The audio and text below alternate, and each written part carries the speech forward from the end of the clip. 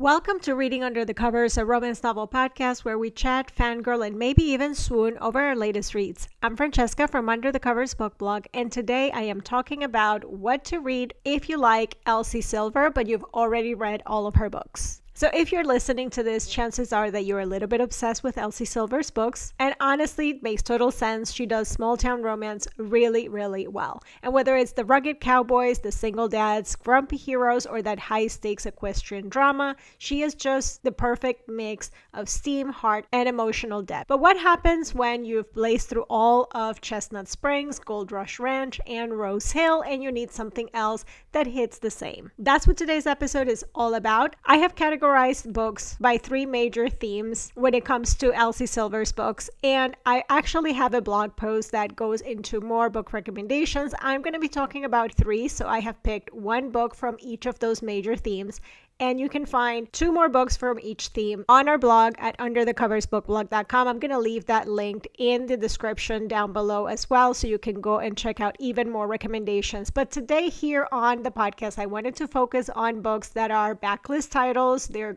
oldies and goodies. And honestly, I don't think I see them recommended enough, especially as it relates to books that you would read after Elsie Silver. So we're here to discover some new favorites, and I've got a nice mix of new and old as well on the blog. So if you're ready for that, let's just get started. Now, the first category is if you love the equestrian romance. So let's start there, because if you loved Gold Rush Ranch, then you already know that the addictive horse riding and high stakes competition and all of that tension between the riders is so exciting. And the book that I'm going to propose that you read if you like that is Leaping Hearts by Jessica Bird, which is actually J.R. Ward as well. So Leaping Hearts was actually J.R. Ward's debut novel. For those that don't know, she is very popular right now writing paranormal romance under the pen name J.R. Ward, but she actually started off writing contemporary romances. And because of her life experiences, they usually do revolve around equestrian romances and some other things like that. I actually read this several years ago when I had already binged through all of the J.R. Ward books that I already love, obviously the Black Dagger Brotherhood, but I was pleasantly surprised to find that I actually really did enjoy a lot her contemporaries, and especially Leaping Hearts was really, really good. Now, what is Leaping Hearts about? It follows AJ Sutherland. She's an ambitious young woman that's trying to prove herself in the very ultra-competitive world of show jumping. She sets her sights on an unproven stallion, one that no one else believes in, and she is determined to make him a champion. But there's a catch, because of course there always is, and to pull this off she needs the help of Devlin McLeod. He's a grumpy, brooding former champion who walked away from the sport after a career-ending accident, and he wants nothing to do with training again. But AJ is not the type to take no for an answer. So of course, the more time they spend together as they train the stallion, the more the sparks start flying.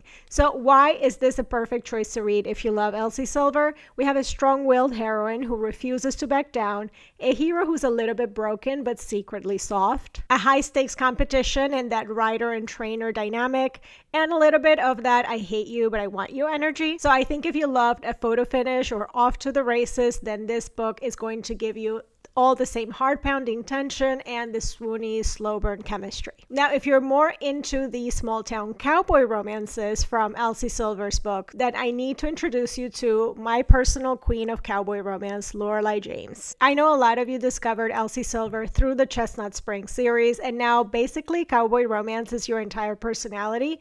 I'm not judging you, because same here, except for me, that entry to cowboy romance and my cowboy romance era was thanks to Lorelei James. Now, Lorelei James has a couple of series that you can dive into, but I'm going to give you the OG series, which is the Rough Riders series. I suggest you start here if you binge through all the many, many books that are in that series. She does have another series. It's called the Blacktop Cowboys series, which I also really enjoy as well, but I'm telling you, go with the original. These are much spicier books, and they have a great sense of found family as well as family vibes as well. So what is the first book in the Rough Riders series? It's called Long Hard Ride. It kicks off one of the hottest, wildest cowboy romances that you're ever going to read. So it follows Channing Kincaid, She is a small town girl who's been playing it safe her whole life until she decides that she's ready to cut loose and have an adventure.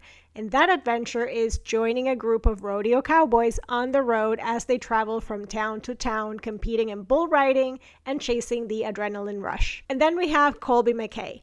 Remember when I told you that we're focusing on a family here? Well, the McKay family you're going to get to know really, really well. Colby is a hot, dominant, take no BS kind of cowboy, and he makes it very clear that Shannon is not just along for the ride. He wants her, and he's not shy about showing it. Now, this book is steamy. When I say steamy, it is so steamy. It's wild. It's packed with all of the small town cowboy drama that you could possibly ask for. And why is it perfect to read if you love Elsie Silver? Well, we have our rodeo cowboy hero. He is confident and slightly cocky, but with lots of charm. A small town heroine that is breaking out of her comfort zone. Plenty of found family within the rodeo crew themselves.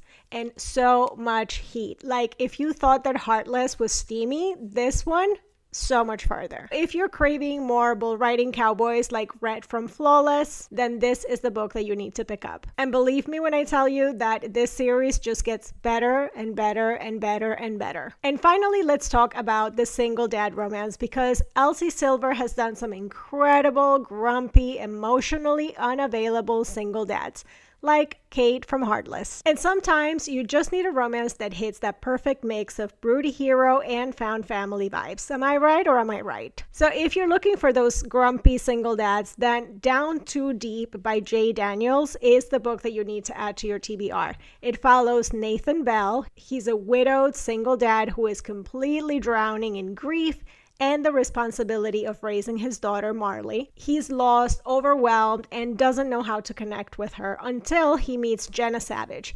She's a single mom of twins who knows exactly what it takes to love and nurture kids. Now, when Jenna offers to help take care of Marley while Nate figures things out, he reluctantly agrees. And of course, it doesn't take long before he realizes that he's completely falling for her. Now, why do I think that this is perfect for you to read if you love Elsie Silver? Well, we have our single dad hero who's emotionally closed off, but so soft underneath, and a strong, caring heroine who brings him back to life. The heavy focus on family healing and second chances, which is also perfect, and major found family energy with this one. If you love a good slow burn romance with deep emotional payoff, then this book is just perfect. It's got tension, heart, a grumpy dad that's learning how to love again. I mean, who is not swooning right now for that? And those are 3 incredible books that are just going to scratch that Elsie Silver itch, whether you're into the equestrian romance, a grumpy cowboy, or a single dad who need a little bit of help opening up their hearts again. But if you're still looking for more, don't worry, I've got you covered.